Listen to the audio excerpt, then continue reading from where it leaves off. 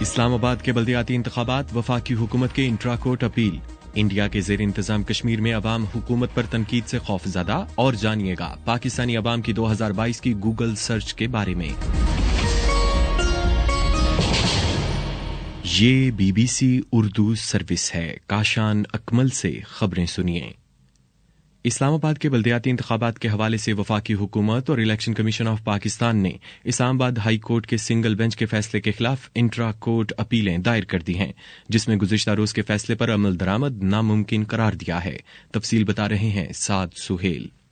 وفاقی حکومت کی جانب سے دائر اپیل میں کہا گیا ہے کہ اسلام آباد ہائی کورٹ کے سنگل رکنی بینچ کا فیصلہ قانون اور حقائق پر پورا نہیں اترتا، جبکہ گزشتہ روز شام 5 بجے حکم دیا کہ اگلے روز انتخابات کروائے جائیں، جس پر عمل درآمد ناممکن تھا۔ وفاقی حکومت نے اپیل میں الیکشن کمیشن کے علاوہ تحریک انصاف، جماعت اسلامی اور مقامی انتظامیہ کو فریق بنایا ہے۔ واضح رہے کہ گزشتہ روز اسلام آباد ہائی کورٹ کے جسٹس ارباب محمد طاہر نے اپنے فیصلوں میں الیکشن کمیشن کو شیڈول کے مطابق 31 دسمبر کو بلدیاتی الیکشن کرانے کا حکم دیا تھا، اور صدر مملکت کی جانب سے یونین کاؤنسلز کی تعداد میں اضافے کے بل پر دستخط نہ کرنے کو بنیاد بنایا تھا۔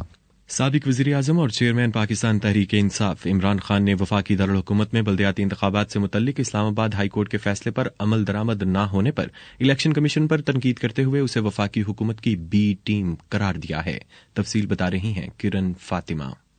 سماجی رابطے کی ویب سائٹ ٹویٹر پر جاری بیان میں سابق وزیر اعظم عمران خان نے کہا کہ آج اسلام آباد میں بلدیاتی الیکشن کرانے کے لیے اسلام آباد ہائی کورٹ کے احکامات پر عمل درآمد نہ کر کے الیکشن کمیشن نے ایک مرتبہ پھر ظاہر کیا ہے کہ امپورٹڈ حکومت اور اس کے حامیوں کی بی ٹیم ہے۔ انہوں نے لکھا کہ عوام سے خوفزدہ پاکستان ڈیموکریٹک موومنٹ تمام انتخابات سے بھاگ رہی ہے، تاہم ووٹ کا حق جمہوریت کا بنیادی اصول ہے اور تحریک انصاف اس پر کاربند ہے۔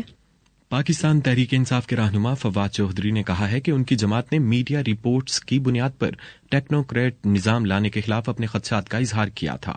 اسلام آباد سے BBC کی نامہ نگار ساحر بلوچ اس بارے میں مزید بتا رہی ہیں۔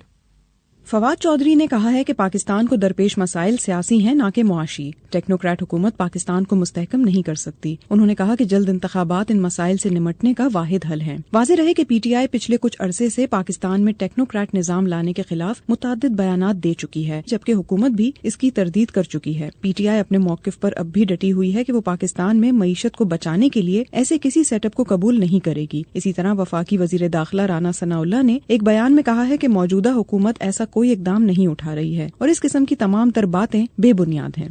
اگست 2019 میں انڈیا کے زیر انتظام کشمیر کی نیم خود مختار حیثیت کو انڈیا نے یک طرفہ طور پر ختم کر دیا تھا۔ 3.5 سال گزر جانے کے بعد حالات ایسے ہیں کہ احتجاج تو دور، لوگ کھل کر آپس میں بات کرنے سے بھی ڈرنے لگے ہیں۔ ایک مقامی خاتون ماحول کی منظرکشی کر رہی ہیں۔ شناخت چھپانے کے لیے ہم نے ان کی آواز تبدیل کی ہے۔ اب بہت ڈفرینٹ طریقے سے جو انڈین گورنمنٹ ہے وہ سپریس کر رہی ہے وائسز کو۔ پہلے ایسا ہوتا تھا کہ پروٹیسٹ ہوں گے، گنز ہوں گی، پیلٹ گنز ہوں گی، وائلنس ہوگا، راستوں پر کلیشز ہوں گے، بٹ اب کافی کچھ چینج ہو گیا ہے۔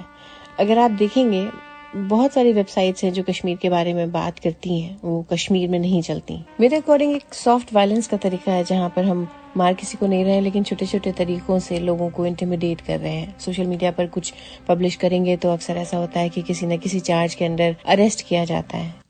انڈیا کی حکومت نے اپنے زیر انتظام کشمیر میں مبینہ طور پر ایک عسکریت پسند کمانڈر کے مکان کو بلڈوزر سے مسمار کر دیا ہے۔ یہ انڈیا کے زیر انتظام کشمیر میں اس نوعیت کی پہلی کارروائی ہے۔ زیر انتظام کشمیر کی موجودہ مرکزی انتظامیہ نے کہا ہے کہ سنیچر کی صبح اس کی ایک مشترکہ آپریشنل ٹیم نے ضلع اننت ناگ میں مجسٹریٹ کی موجودگی میں سرکاری اراضی پر تعمیر کی گئی عمارت کو منہدم کیا ہے۔ کیا آپ جانتے ہیں کہ 2022 میں عوام نے کون سے ڈراموں، سیزنز اور فلموں کو سرچ کیا؟ اس سوال کا جواب تلاش کیا ہے ہماری ساتھی نازش فیض نے گوگل اعداد و شمار کی مدد سے۔ آئیے سنتے ہیں۔ گوگل نے پاکستان میں 2022 کے دوران انٹرنیٹ پر سرچ کی جانے والی فلموں اور ڈراموں کا اعلان کیا ہے، جس میں دی لیجنڈ آف مولا جٹ فلموں اور ڈراموں کی کیٹیگری میں نمبر 1 پر ہے۔ 2022 کے دوران پاکستان میں اور کون سی فلمیں اور ڈرامے سرچ کیے گئے، آئے جانتے ہیں۔ نمبر 2 لندن نہیں جاؤں گا، نمبر 3 پر ہے قائد اعظم زندہ باد، جبکہ نمبر 4 پر ہے ڈرامہ صنف آہن۔ پاکستانی فلمیں ہی نہیں بلکہ ہالی ووڈ کی فلمیں بھی سب سے زیادہ سرچ کی جانے والی ٹاپ 5 سرچز میں شامل ہیں، جس میں انکلوڈڈ ہیں مس مارول، نمبر 2 پر بلیک ایڈم، نمبر 3 پر ڈاکٹر اسٹرینج، نمبر 4 پر دی بیٹ مین اور number 5 per house of the dragon. BBC Urdu service میں خبروں کا سلسلہ ابھی جاری ہے۔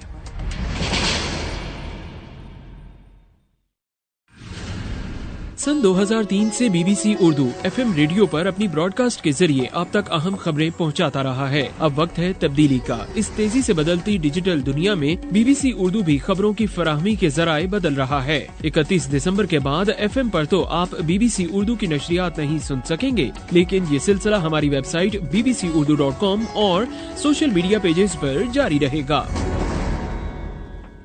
ये खबरें आप BBC उर्दू सर्विस से सुन रहे हैं। सूबा बलूचिस्तान में साल 2022 के दौरान बदअमनी के वाकयात में गुज़िश्ता साल के मुकाबले में 11% इजाफा हुआ है। तफसील बता रहे हैं कोयटा से मोहम्मद काजिम। महकमा दाखिला हुकूमत बलूचिस्तान के अदाद शुमार के मुताबिक अगरचे रवां साल गुज़िश्ता साल के मुकाबले में बदअमनी के वाकयात में जानी नुकसानात में कमी हुई, लेकिन खुद बदअमनी के वाकयात में गुज़िश्ता साल के मुकाबले में रवां साल 11% इजाफा हुआ। बलूचिस्तान में रवां साल शिद्दत पसंदी और अस्करियत पसंदी के 290 वाकयात में 125 अफराद हलाक और 417 जख्मी हुए। इस नौइयत के वाकयात में दस्ती बमों के अलावा देसी साख्ता बमों के इस्तेमाल में इजाफा हुआ।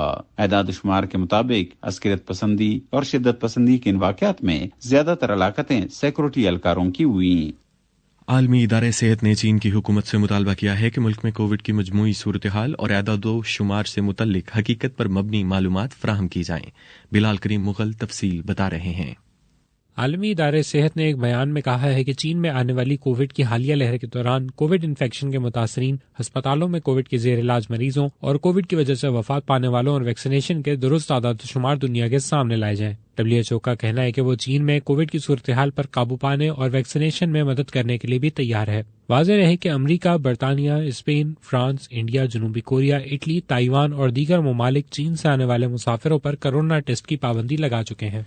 रूस ने यूक्रेन के दारुल हुकूमत कीव पर गुज़िश्ता शब मुतअद्दिद ड्रोन मिसाइल हमले किए हैं, जिसमें किसी जानी नुकसान की इतला नहीं है, ताहम अमलाक को शदीद नुकसान पहुंचा है।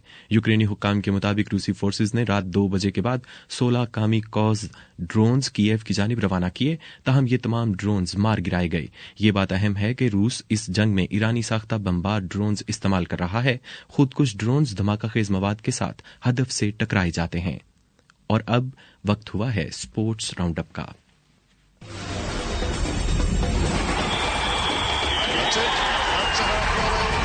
खेलों की खबरों के साथ आपकी खिदमत में हाजिर हैं। मैं हूं उबैद मालिक।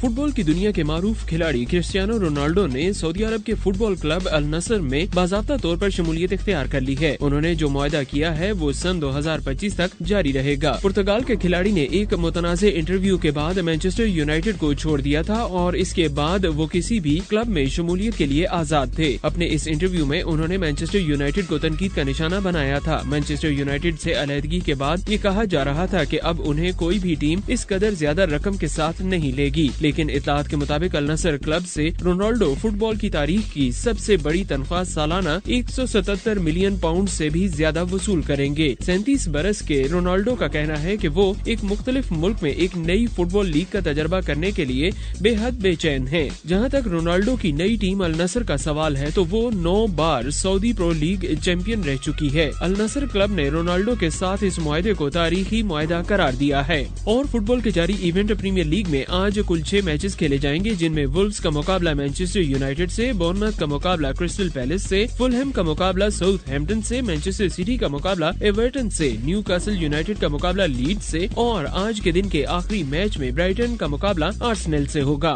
उधर ऑस्ट्रेलिया में जारी बिग बैश लीग में आज सिडनी थंडर्स ने होबार्ट हरिकेन्स को 62 रन से शिकस्त दे दी। सिडनी थंडर्स ने टॉस जीतकर बैटिंग का फैसला किया और मुकर्ररा 20 ओवर्स में 6 विकेटों के नुकसान पर 228 रन बनाए, जिसके जवाब में होबार्ट हरिकेन्स की टीम 166 रन बनाकर 70वें ओवर में आउट हो गई। और बिग बैश लीग में ही आज के दूसरे मैच में मेलबर्न स्टार्स ने एडिलेड स्ट्राइकर्स को 8 रन से शिकस्त दे दी। खेलों की दुनिया से फिलवक्त इतना ही। और अब मौसम की सूरत हाल। महकमा मौसमियात के मुताबिक आज मुल्क के बेशतर इलाकों में मौसम सर्द और खुश्क, जबकि बालाई इलाकों और शुमाली बलूचिस्तान में शदीद सर्द रहेगा।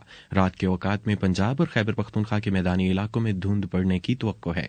आज कम से कम दर्जा हरारत लेह में -14, अस्तोर में -10, जबकि कालाम और गोपस में -8 डिग्री सेंटीग्रेड रिकॉर्ड किया गया। ये खबरें आप BBC उर्दू सर्विस से सुन रहे थे।